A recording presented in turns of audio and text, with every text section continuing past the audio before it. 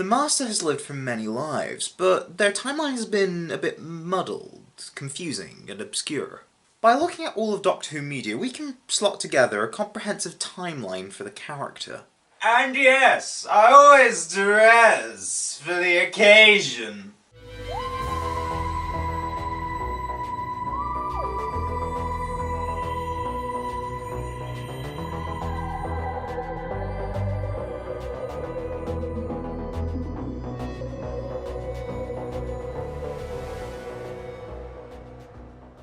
So for this timeline, I'm simplifying the prefixes because last time it was getting confusing because Big Finish make too much, to be honest.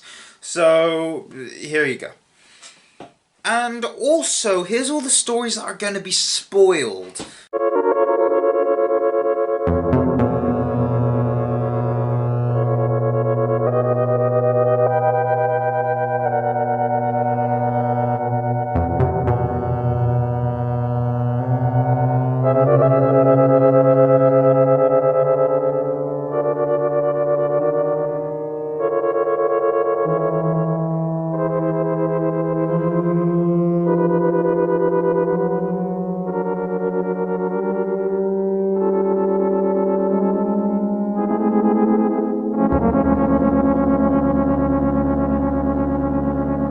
Okay, let's start this mammoth task.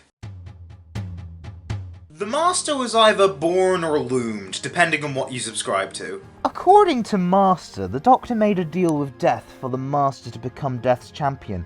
P.S. Listen to Master, cause it may. According to the Sound of Drums, the real reason the Master is evil is because he stared into the untempered schism and became evil because Drum beat. Since it is confirmed that the Time War meddled with the untempered schism while the Master looked into it... I'm suggesting that post-Time War, that's when the Master developed the drums from the young age because of timey-wimey. Because in the end of time, Rassilon sent the drums through the time vortex so the Master could develop them while looking through the untempered schism. Gosh, Russell, why? Another thing to note is that the Master and the Doctor were friends at the Academy. The incarnation we saw in Masterful...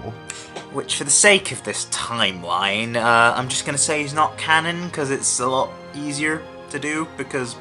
I mean, if you listen to the audio, you'd know. ...is believed to be the Master from around this point. Most accounts say that the Master fled Gallifrey because he wanted to rule the universe, so that makes sense. So, what did he do? Now, the incarnation number of transphobe James Dreyfus's incarnation of the Master isn't specified. However, authorial intent seems to suggest that he is the first incarnation. Escapades of the MasTERF include... Assumingly entitled The Inventor while controlling the planet Destination, took over a recreation of an English village during World War II in space or summon, and became buddies with the gods of Ragnarok to control a psychic circus. He gets defeated by the 1st, 2nd and 7th Masters respectively. Yeah, there's a theme here. There may be an upcoming 4th Doctor audio where he comes across this incarnation, but that is yet to yield any information. You know, they still use Dreyfus as the Master. Other sources suggest that Delgado's incarnation was the one to flee Gallifrey, and only took the name Master after fleeing and an encounter with the 2nd Doctor. My theories explaining this contradiction would either be that the Master was going through an identity crisis, the Time War had something to do with it, because the adventures that James Dreyfus's Master was in were made after the Time War as a concept happened, or that the MasTERF, as I passionately call him, is just not canon. Take your pick. I'm personally gonna go with the identity crisis because I think that's funny. I only explain the Delgado inconsistency here because this is the segment where I'm just talking about the incarnation of the Master that fled Gallifrey. So, yeah. But I'm not done trying to pull explanations out of my arse.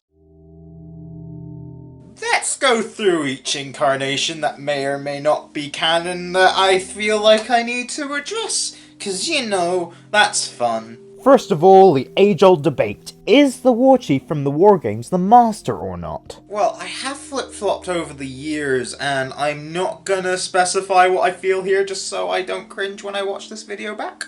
But let's roll with it for the time being. So, in the War Games, the War Chief worked for the Warlords and was killed. The 7th Doctor encounters this Time Lord in Time Worm Exodus, where he is in a grotesque, half-regenerated body and tries to meddle with Nazi Germany in order for them to win the war. He regenerates into a form which may or may not be Roger Delgado. There is about as much evidence suggesting he is the Master as there is evidence suggesting that he isn't, but TARDIS Wiki and Terrance Dicks have stated that they believe that this character is the Master, so if you want to go for the character's creator and his point of view, yeah, you might as well if you feel like it. Go ahead.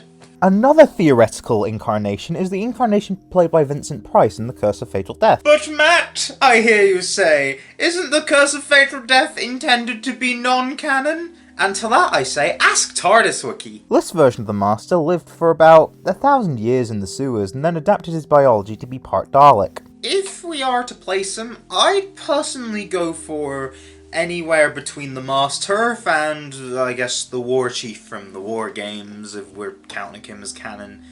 Although, failing that, there is the whole, stealing bodies type deal, but, Also, if the Curse of Fatal Death is canon, then the Doctors in it kind of need to be timeless Doctors, like pre-Hartnells and all that, and it kind of works, but oh well. Similar logic can apply to the Robomaster in Stream of the Schalke, who was a companion/prisoner of the Doctors. Again, if canon, I suggest either here, like before the War Chief, or, in Miscellaneous Bodies, which I'll get to later.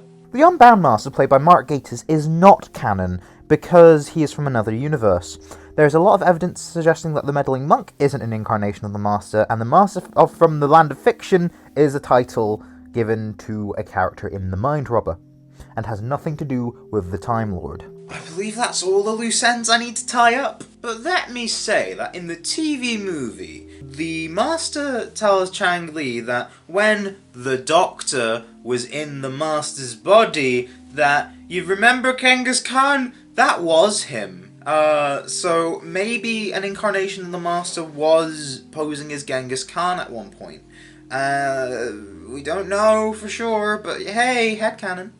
Now onto something a lot less speculative. This incarnation of the Master fought the Third Doctor predominantly, but he also fought the Second Doctor. These occurred in many books, which are scrolling here. He then accessed the Matrix and got files on a bunch of things that formed his plans for the Pertwee era. Terribly Autons proceeded to happen, and he confronted the Third Doctor for the first time, and it was far from his last. He appeared in every serial in Season 8, as well as The Sea Devils, The Time Monster, and Frontier in Space. There have been many novels depicting the Master and the Doctor's encounters during this period in both their lives. Most tend to involve him trying to take over the planet with an invading force, or trying to take over space with an invading force, Yeah, and the Doctor either stops him with unit or without unit, depending on if they're not in space or in space. Simple. To my right, your left, here's all the stories where the Master and the Doctor fought each other. Yeah, still going. There we go. He did have some exploits without John Pertwee's Doctor, and they're scrolling now as well. Side note, I feel like, Big Finish excluded, this incarnation of the Master is the one most beloved by fans. This incarnation overall is admittedly a little camp, but mostly calculated, suave, and devious. He served as an equal to Pertwee, and, honestly, he stole the show. Most depictions after this tended to have Delgado's portrayal as reference, either to recreate it or to do a different thing. But alas, he finally regenerated. Some sources state that he became the Crispy Master, meaning that for the entirety of the classic series, including the TV movie, we only saw one incarnation of the Master. Alas, Legacy of the Daleks has so much bad continuity it might as well be invalid, and you can also interpret it as Beavers as Master anyways. The DWM comic story Doorway to Hell depicts Delgado's Master regenerating. But we can guess who he regenerated into! Not gonna lie, I actually had a headcanon where Delgado's incarnation actually regenerated into are equivalent of Mark Gatiss' incarnation, played by Mark Gatiss in both, and Mark Gatiss would regenerate into Jeffrey Beavers, but Warmaster Antigenesis implies that that cannot be the case due to a lack of recognition of that face.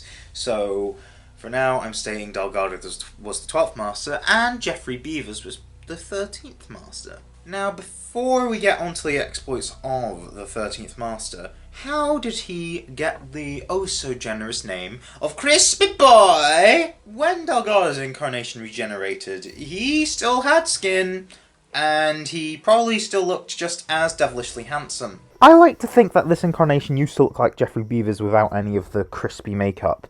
Maybe with a goatee.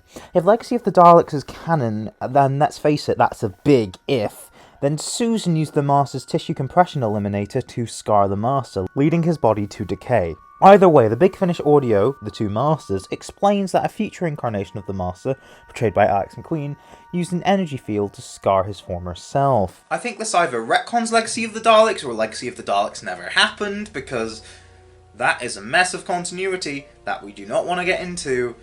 But either way, this retcons pre-established history, in my opinion, because the Master's meddling in with his own life. This incarnation of the Master's first known exploits was soon after this, when he swapped bodies with the McQueen Master, which we found out about in The Two Masters. This exploit is depicted in Vampire of the Mind, where he is using a mind leech to experiment with human scientists, but in The Two Masters itself, said masters are switched back to their rightful bodies. When the timelines were restored, the Beavers incarnation of the Master was left on Tercerus. Which leads into the Deadly Assassin, where he allies with Chancellor Goth to access Gallifrey's Eye of Harmony, in the hope that his body could be restored. The Fourth Doctor stops him. After this plot was a complete failure, the Master fled Gallifrey to 1890s London and attempted to steal the energies from Jago and Lightfoot in Series 11 of their audio spin-off.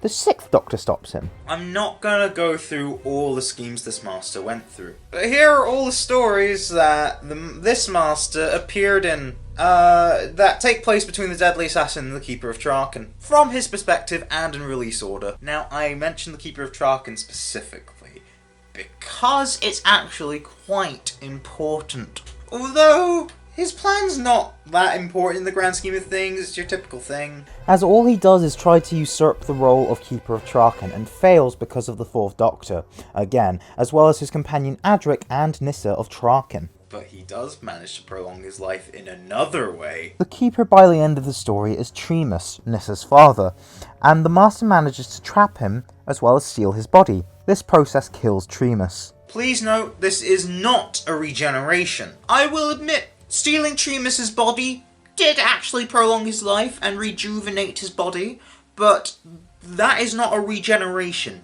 He is inhabiting a body of a Trakenite, so he's still in his 13th incarnation, played by Jeffrey Beavers. It's just, this incarnation is acting through a person who was played by Anthony Ainley. So Anthony Ainley is playing the Master, but the same incarnation of Jeffrey Beavers.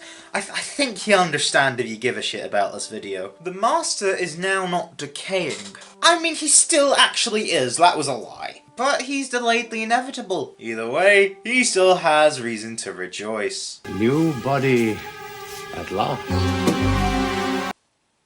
Actually, I'm gonna steal that. Hold on, let me just edit the script to this video. So the Master has skin and really nice facial hair again. So what does he decide to do? Well, destroy a third of the universe, of course. In Logopolis, he messes up the mathematical flow of Logopolis, and by the time they're able to reverse it, a third of the universe doesn't exist anymore because of entropy. Castrovalva takes place immediately after, not just for the newly regenerated Fifth Doctor, as well as his companions Adric, Nyssa and Tegan, but for the Master as well. As he tries to send the Doctor's TARDIS into the Big Bang, and failing that, trap the Doctor in Castrovalva, but ends up being trapped there himself. Two stories take place within these events. The Unwanted Gift of Prophecy and The Toy, and we find out that in Smoke and Mirrors, that the Master is still trapped there. He did eventually escape, but he damaged his TARDIS in the process.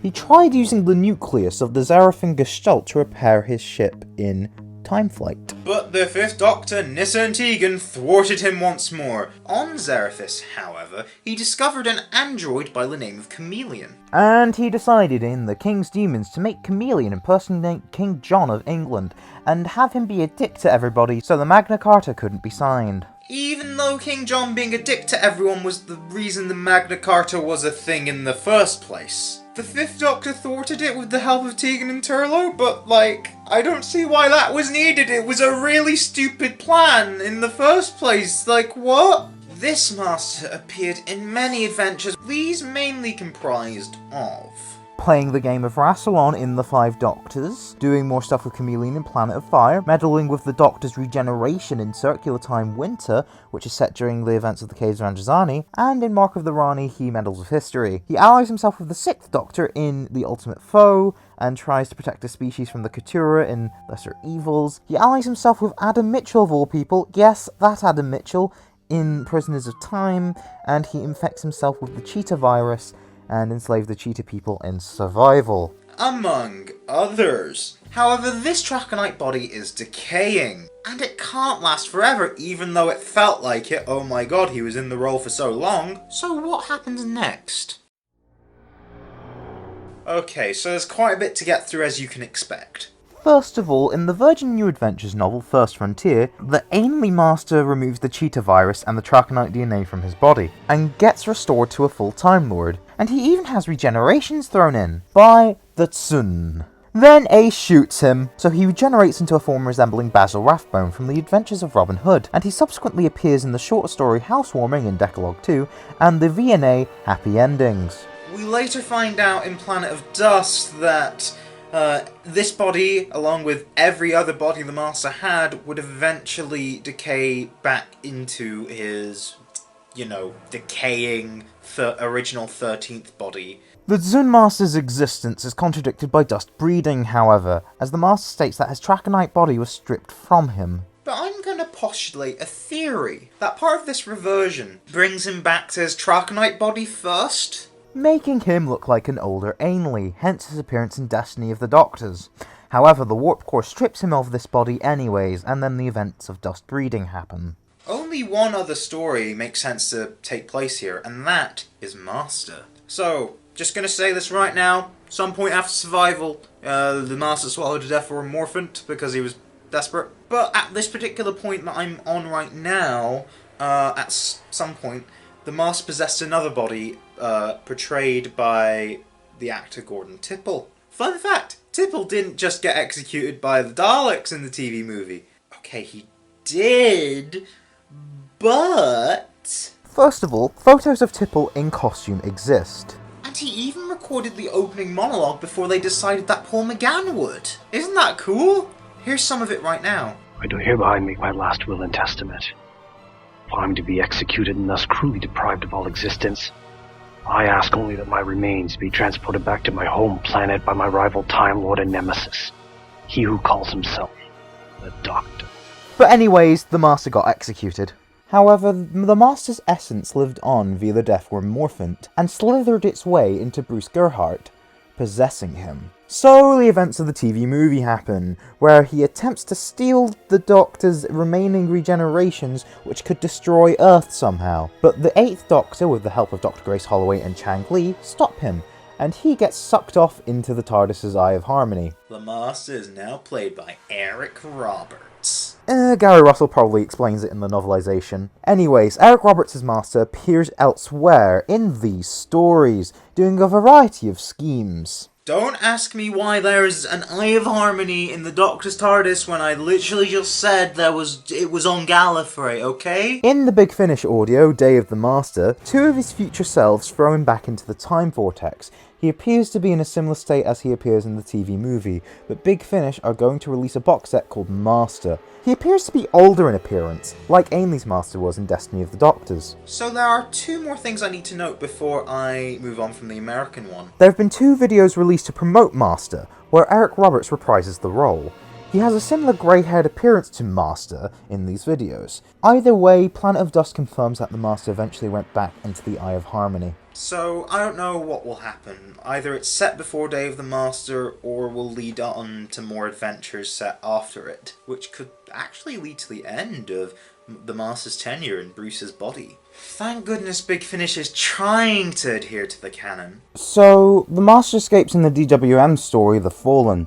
We also find out he's been controlling the TARDIS. In The Glorious Dead, the events of The Fallen are resolved, and Croton, the Cyberman companion of the 8th Doctor, removes the Master's influence from the TARDIS and puts him somewhere safe, which most agree to be the Eye of Harmony. Again. Can you guess what happens? Well, first he appears in visions in the 8th Doctor's Adventures books. Although this is awkward, this kind of contradicts with what my view of the 8th Doctor's timeline is, because the books are set before the comics, but here the comic is set before books, and, you know, it's kind of weird. Although, the books are more so set early in his run, and the comics aren't specified, so who knows, maybe it's set somewhere before the Master stuff in the books? By the way, the author of Sometime Never intended for this version of the Master to be the one seen in Scream of the Shulker, so make of that what you will. Also, I realise that it could be set in between the TV movie and DWM, but this is kind of how TARDIS Wiki puts it, and just this, you can just place this out wherever you want, but I do feel like this is an appropriate time to mention it. But again, he escaped from the Eye of Harmony in the short story Forgotten and influenced the mind of child Edward Granger.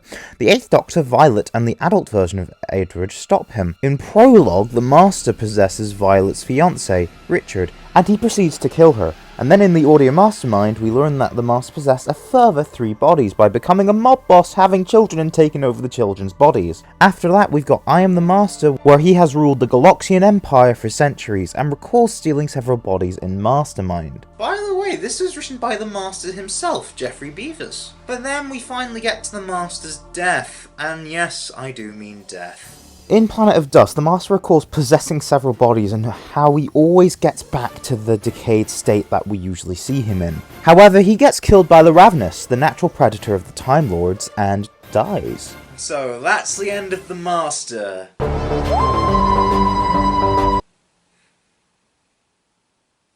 Why do I still have runtime in this video? In Eyes of the Master, he stated that the Time Lords resurrected him. In The Devil You Know, we find out Narvin of the CIA ordered his resurrection. And we actually see it depicted in Day of the Master, where the Time Lords carrying out the resurrection were actually the Master, and the Master, portrayed by Eric Roberts, Derek Jacobi, and Michelle Gomez. This grants him a whole new regeneration cycle, and he regenerates into...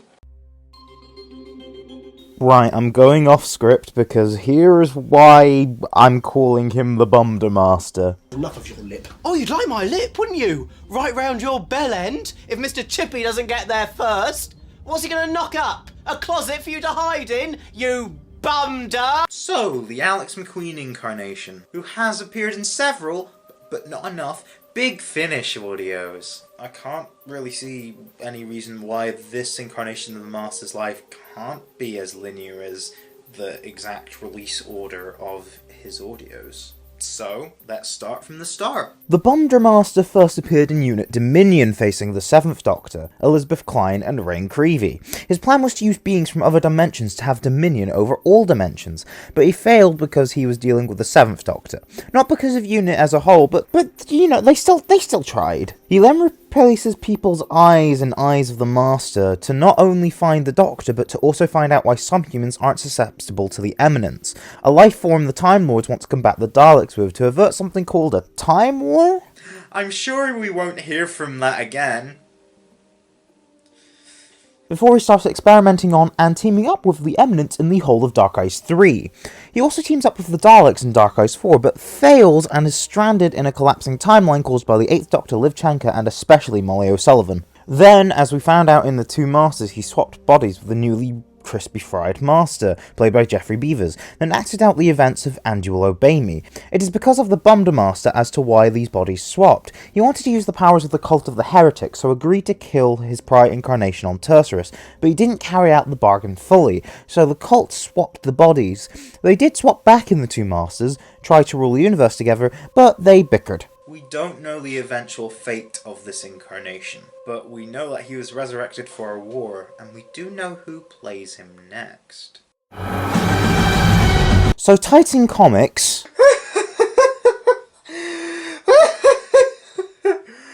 Oh man!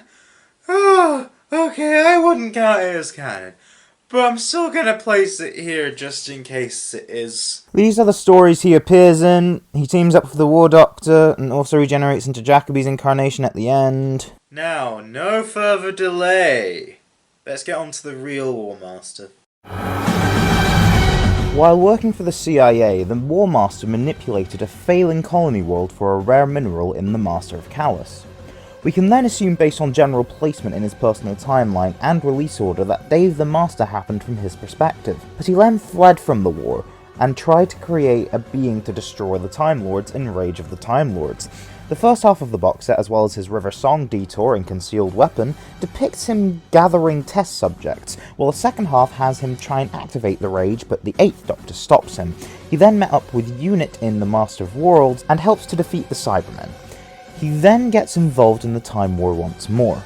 The events of Hearts of Darkness take place, where the Master and the 8th Doctor swap bodies, and then Anti-Genesis happens where the Master kills Davros before the Daleks were even created, and then created the Daleks himself, and he was stopped by a future version of himself, and the Unbound Master played by Mark Gatiss. Then his last-ditch effort to stop the war was to activate the Heavenly Paradigm, which he executes in Only the Good, and a brief detour in the Gallifrey story, The Devil You Know.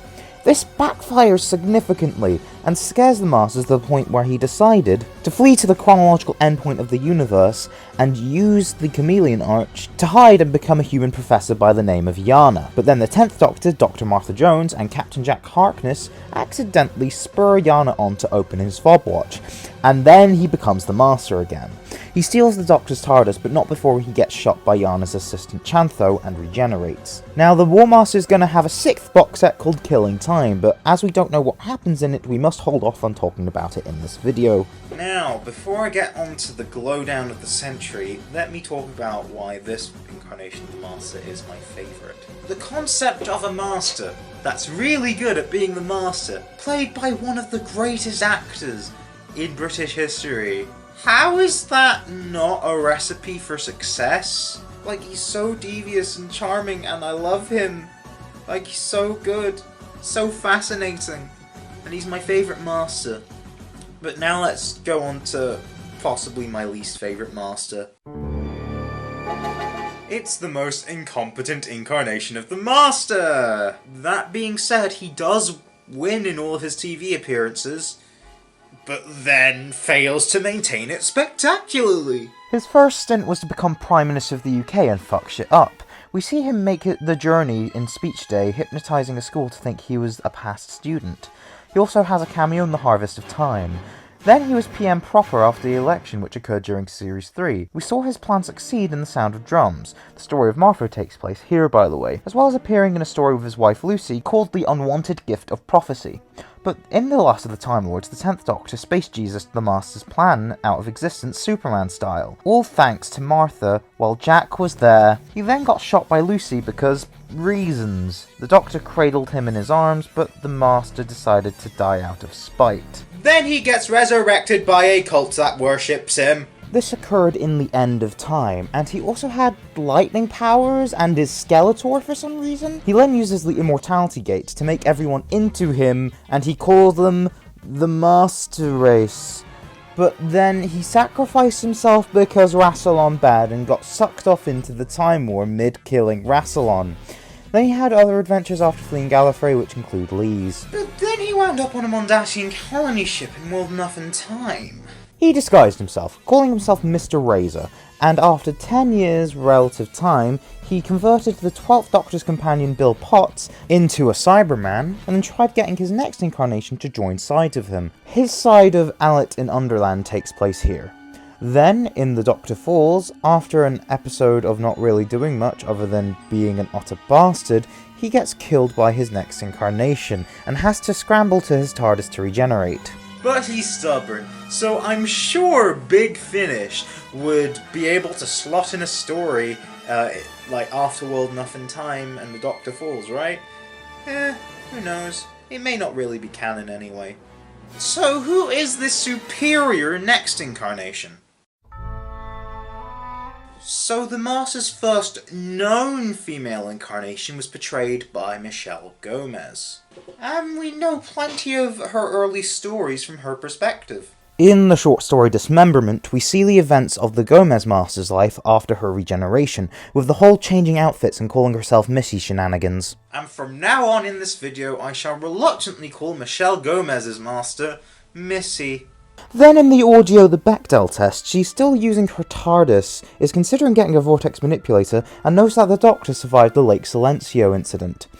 Then in the short story Lords and Masters, we find out she jettisoned out the Hive Harmony from her TARDIS and just uses her vortex manipulator to move about everywhere. Then her audio spin-off happens, where she has many escapades and tries to acquire the Master TARDIS. Although I haven't listened to the spin-off yet, I have heard amazing things about it, so if you feel like it may be your thing, check both box sets out. She even meets the meddling monk. Her recently announced comic series may also slot in here too, but as none are yet released, I cannot determine when they take place. Anyways, the short story The Unwanted Gift of Prophecy, again, suggests that Missy is about to set up the Neversphere, and that's where Series 8 comes in with 3W. And her scheme involved getting Clara to meet the Doctor for some reason, even though the Doctor was looking for her anyways, and then killing Danny Pink herself for some reason, and then giving the 12th Doctor an army of Cybermen for some reason,